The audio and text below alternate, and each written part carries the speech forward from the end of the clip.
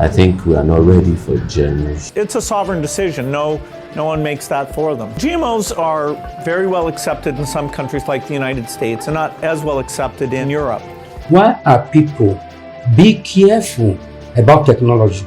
Ask the question the farmers are asking me again, but this is It's up to the Africans to decide. The seeds have to be adapted to their climate. They have to grow them in test labs, which they're doing. Are there any rumors? GMO, when you plant it, anything cannot go around it. I think maybe we should have a safety system where we do trials and test things out. We need to allow farmers to do it, have their choices. then you're not impacting their life. Why do we have to go that genetically modified? Long term, big head. So how do we bring up a technology that would not strengthen their future and give them value for what we have taught them? The comment between 1953 was when the structure of DNA was discovered. GMO products, like food, even if they are plant or something, most of them are used for feeding of animals. Food is survival. But in a country like Nigeria, where millions depend on agriculture for daily living, the question is no longer just about food. It's about food security. To some, it's the future of agriculture. To others, it's a dangerous experiment. So I set out on a journey to find the truth. This journey took me across farms, laboratories, and cities, from Lagos to Ibadan, through broken roads and unexpected setbacks. At one point, my car even broke down.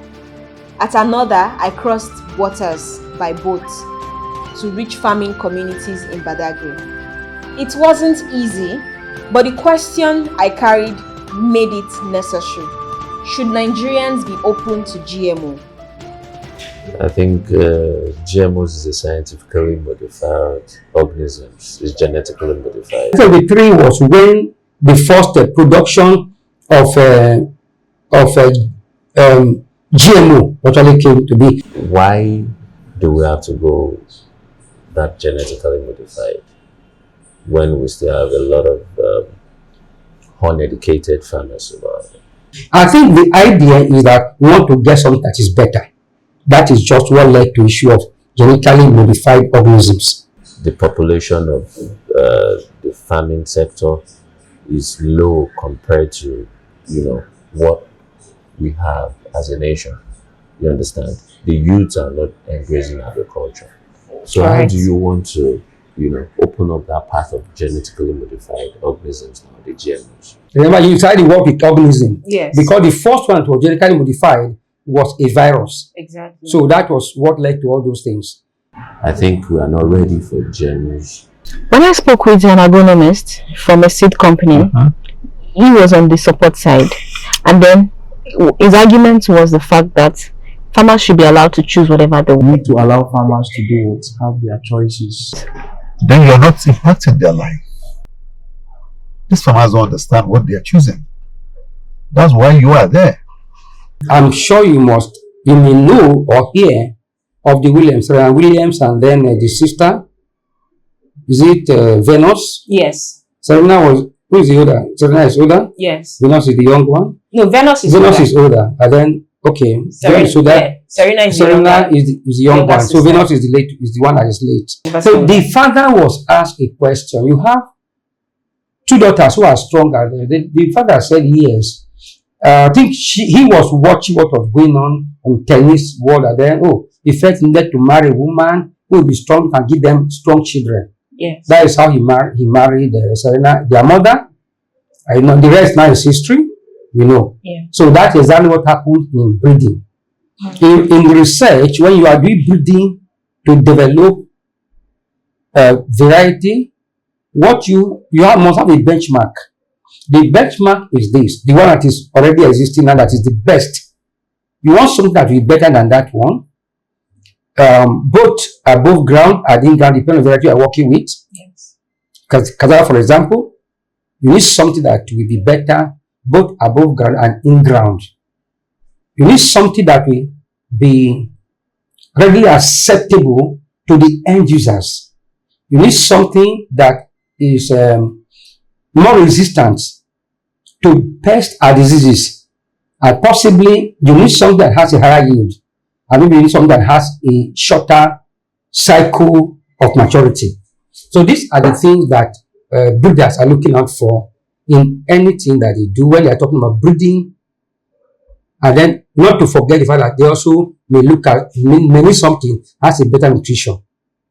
These are things that leads to breeding. I am an agronomist and equally a plant breeder and equally an extension expert. So these three values, they make up agriculture.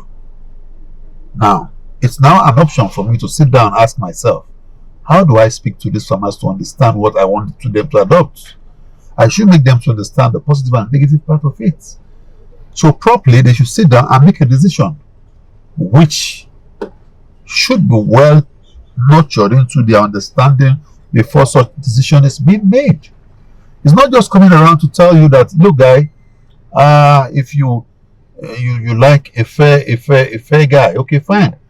Do you know we can get an offspring that will just be fair completely? I don't know if you're getting it. I totally understand. Do we criticize that offspring at the end of the day? What type of trouble is that offspring coming up with? Exactly. Considering our culture. I don't know if even our environment. We need melanin to survive.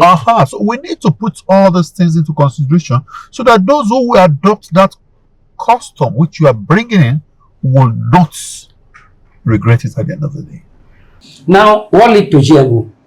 Before the advent of GMO, Mendel, I don't know, Gregor Mendel, who covered the law of Mendel, he was working with garden eggs. Maybe you see that one in your biology notebook in those days. Yeah. Then in modern biology of those days, they use picture to depict what it did. A cross between different different varieties of garden eggs. They wanted to know that when you have higher AA, you have AA that is high, you have the small AA. When they cross, what will come out? They talk about issue of recessive, talk about issue of dominance. The technology of developing seed is what we call breeding. I met with an agronomist who walked me through the foundation of agriculture. Seeds. As not all seeds are the same. Each one is designed for a purpose. But GMO goes a step further. It doesn't just select traits, it engineers them. When it comes to seed breeding, a lot of factors have to be put into consideration. You don't just breed seeds. Breeders are not just breeding seeds. It's more like a crossing, or it could be advanced biotechnology techniques. But and it could also be through the process of natural selection. Natural selection is nature selects the best. You allow nature to select the best. Just like in human beings too. If I'm short and I want my children to be tall, I'll go and marry a tall wife. And perchance the child may be a little taller than me, but may or may not be as tall as my wife. Breeders are breeding for some certain purpose. A breeder might look at a soybean plant and he's trying to breed a better variety that will give better oil content. A breeder looks at a wheat plant, for instance, and he wants to breed a variety that will give better quality for bakers, for people that are using the wheat to bake. So it differs from crop to crop. Destruction of DNA was discovered in 1953. And then the first DNA product was created in 1973, which was GMO rather. Then the first GMO product in 1973, which was a genetically modified virus. And it was like trying to fuse two viruses together. Then you were able to modify the gene. That was the first thing. The process in crop production of deliberately selecting different varieties as parents and marrying them together to produce offspring as seed that will share the characters of the parent A and that of parent B is what we call hybridization. At the International Institute of Tropical Agriculture in Ibadan, researchers are working on crops designed to survive harsh conditions. Drought-resistant maize, pest-resistant cassava, higher yield crops. Their goal is simple: feed more people with fewer resources. But behind that goal lies a deeper debate. Research work is going on in Nigeria has a lot of research centers. Yes. From the National Seed Research Institute, National Crops Research Institute, the National Stored Product Research Institute, a lot of institutes that are into research. Some are related to universities, some within universities, like Institute of Research and this in ABU's area. Everyone is doing a lot of work, but not all are licensed to work on GMOs. And I can tell you categorically that any GMO that is going on in Nigeria is being monitored by the Nigeria Biosafety Management Authority. I think it's a westernized, kind of thing. The GMO. Okay. Is a westernized opinion. They brought it from the Western world, just for us to have, to have what they take over there. Western, we are not used to GMOs. We don't know what GMOs is in Africa.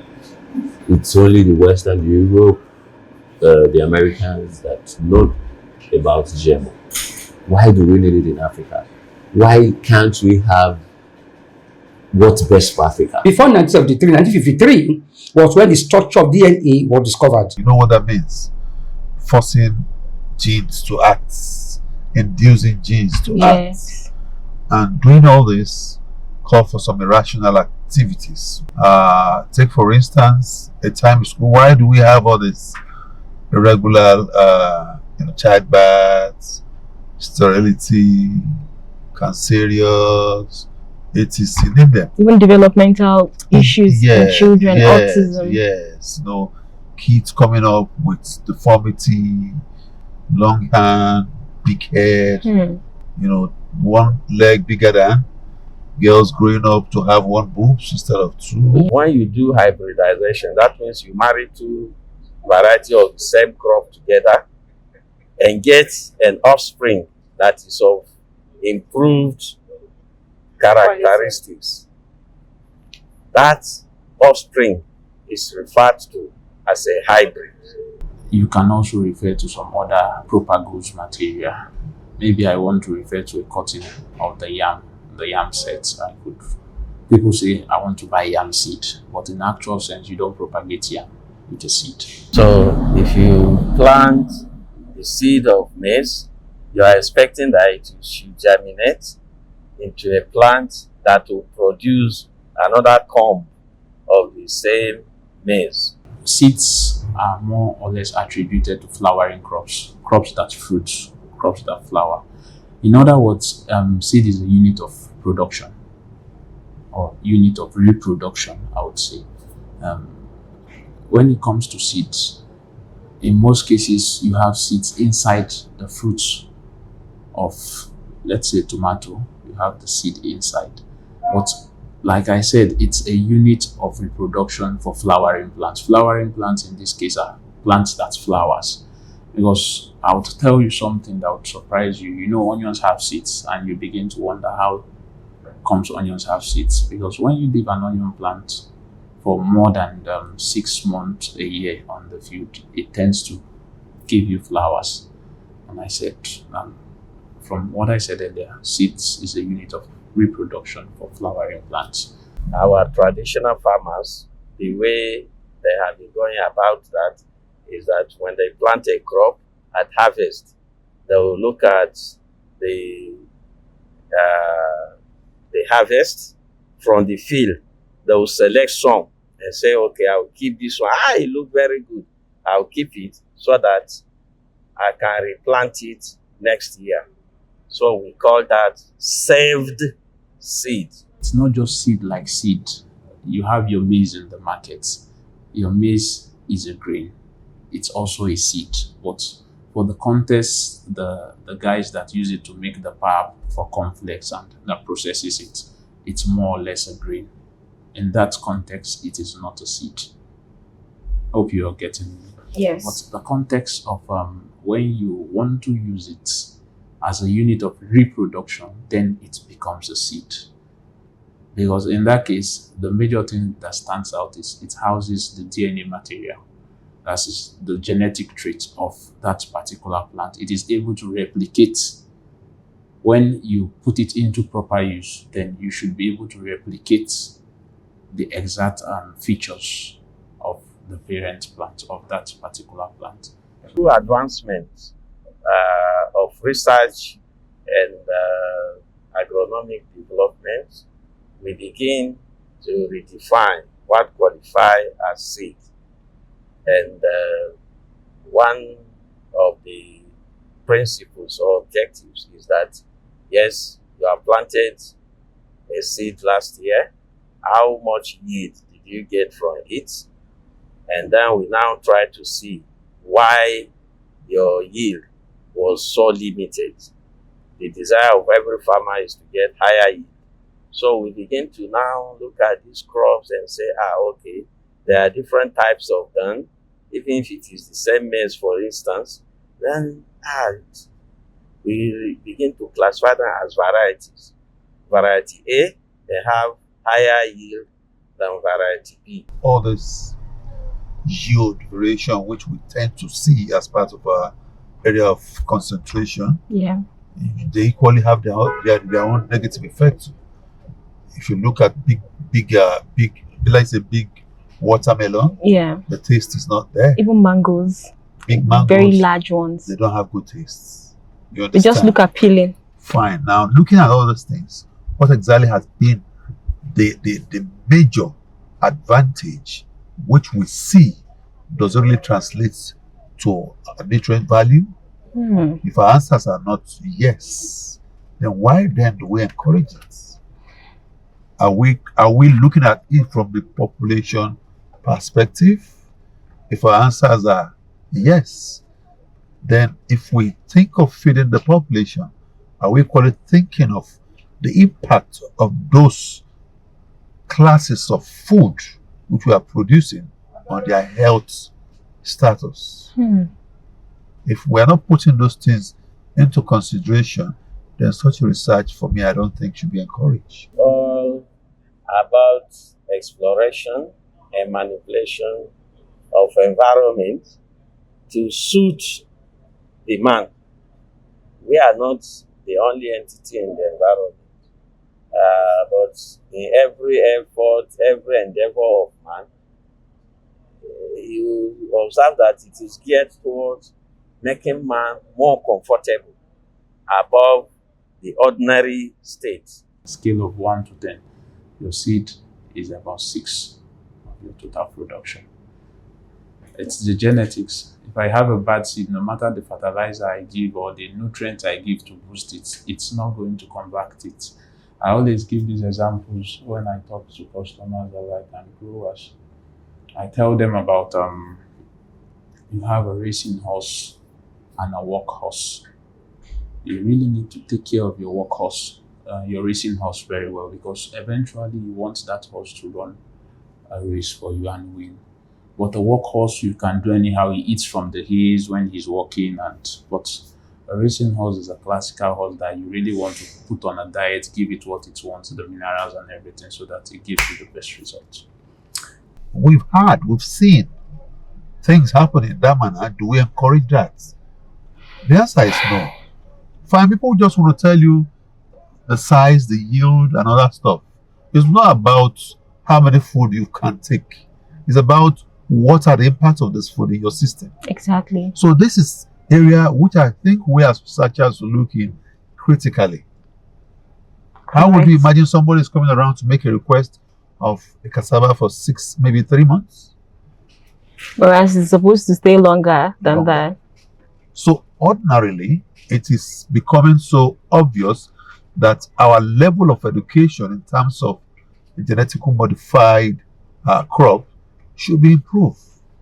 Everyone has what's best for each continent. You know, let us know what's best for Africa and let's use it to solve African problems, not the Western countries' problems or results or something to bring to all this while. The whole result the Westerns have been, the hate they said they've been giving to Africa, how much has it helped or impacted Africa? Well, it brings a lot of chaos, a lot of atrocities, even corruption, and all of these things. So I suggest that we should work on ourselves, African youth. This is our time to rise, to wake up, and see the difference. Our problems are peculiar to us, not some westernized problems or something to come around. Then 1973, then 1983 was when the first tomato genetically modified food was done, which was tomato product. So not until 1994 that they make it a kind of a food that the people can eat it after they have. Yeah, but I can tell you categorically that the world over, from WHO to FAO, they are still regulating GMO products. They are regulating them. Those characters that you see in a particular variety that is so desirable, like yield, like, oh, it forms very good leaves, oh, it's tillers. You plant one, it grows into 3. Yeah, all the Those are characters.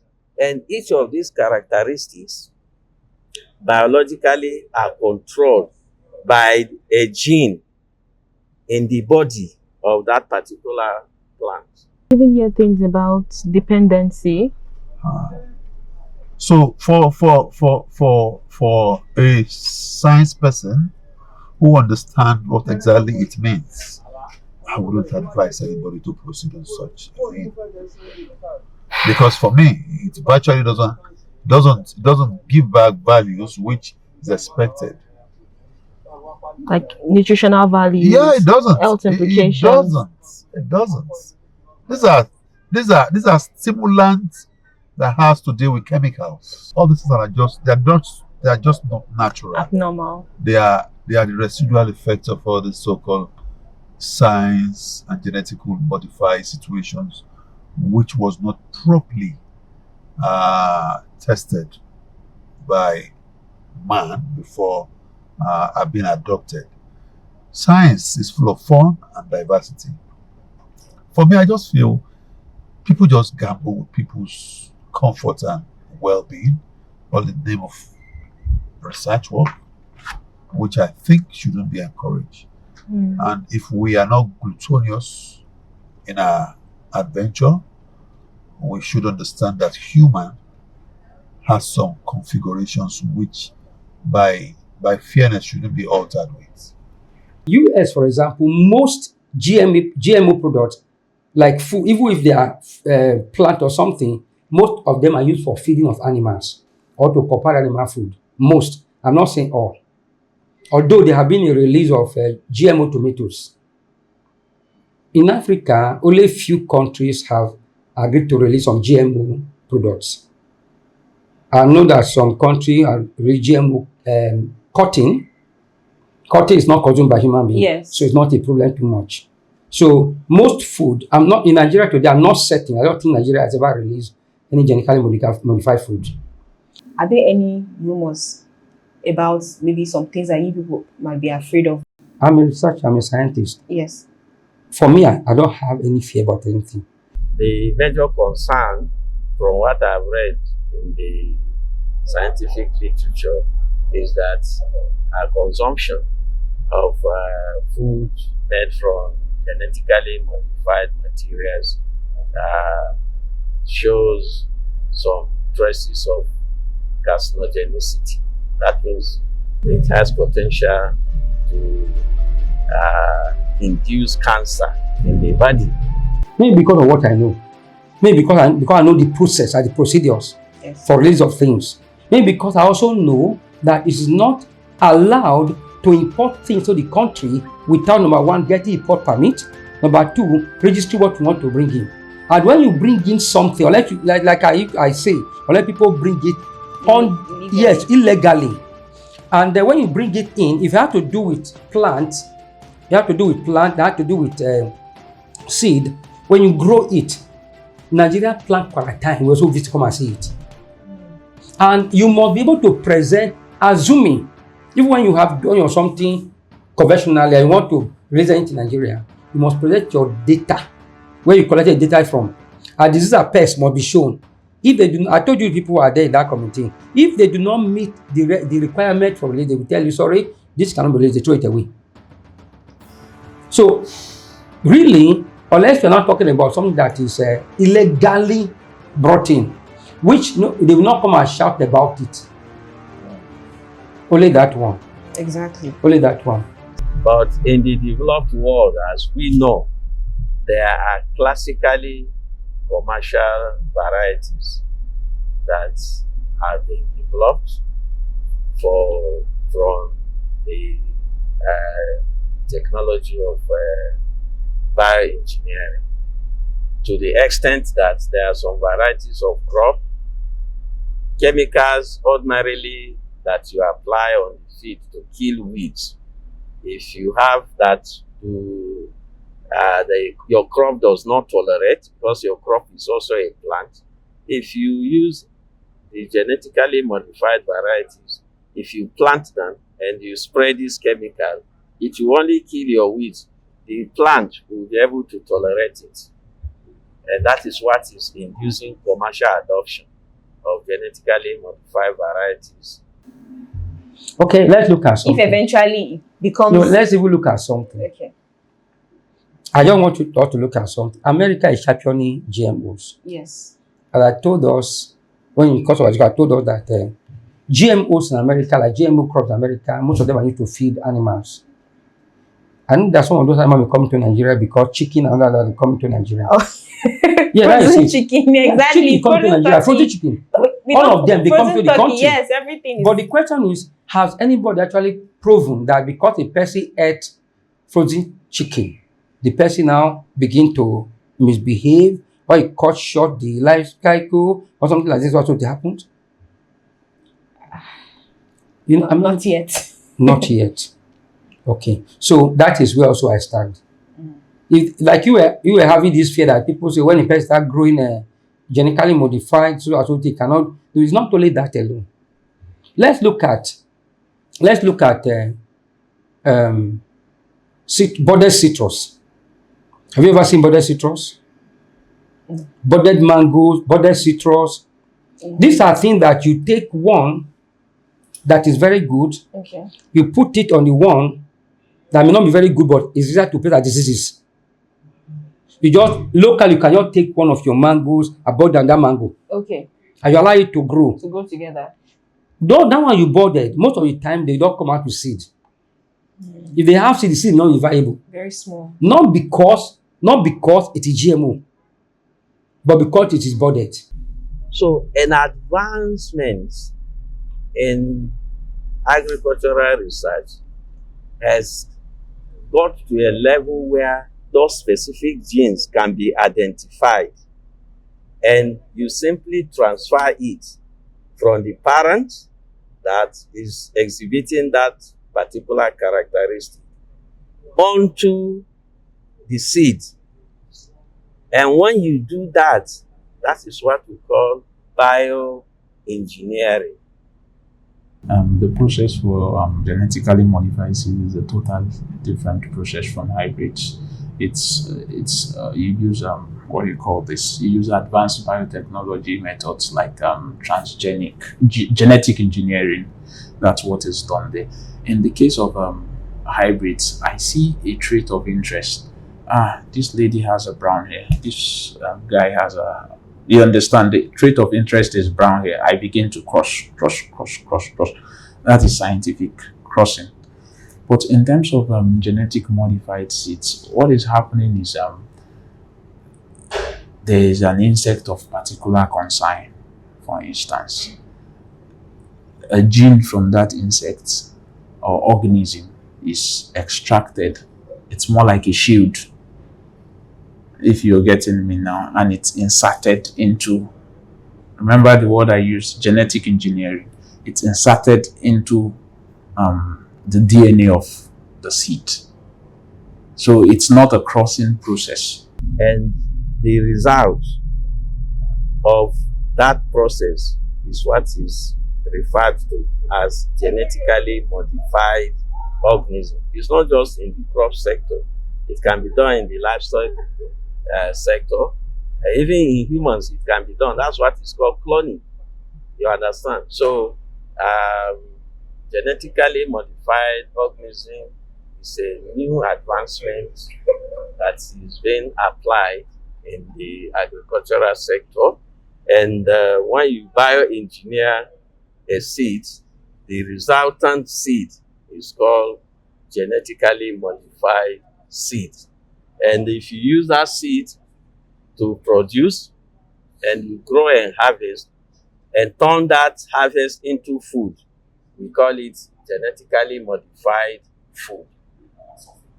To know that in terms of the kind of seeds we do, vegetable seeds in Nigeria, there are no GMO seeds for this.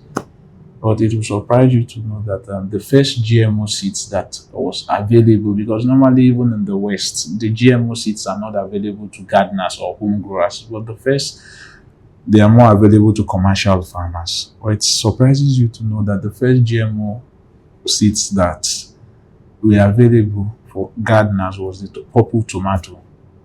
It's a purple tomato. It was genetically modified. It was available for home growers to grow because of its high anthocyanin content. They took genes from what you call it, the snapdragon flower. Then from the consumer point of view, the consumers are scared because at the end of the day, they are the one taking the end product of all this being cultivated. They are laying fears in the sense that all these things are causing cancer, they are causing this, they are causing that. And for me, I would say at the end of the day as a company, regardless of the type of seed, even as a nation, Nigeria, the thing is we need to allow farmers to have their choices. You're whispering. We need to allow farmers to do what? Have their choices. I've been in this farming business more than 22 years today. We normally get our seed from Agritropic, that is Technism products from Lagos. We get our seed from Yanoba, we get our seed from My 12. GMO may promise solutions, but it also raises questions we cannot ignore. So now, the question is yours. Should Nigerians embrace GMO or approach it with caution? The story continues in the second part.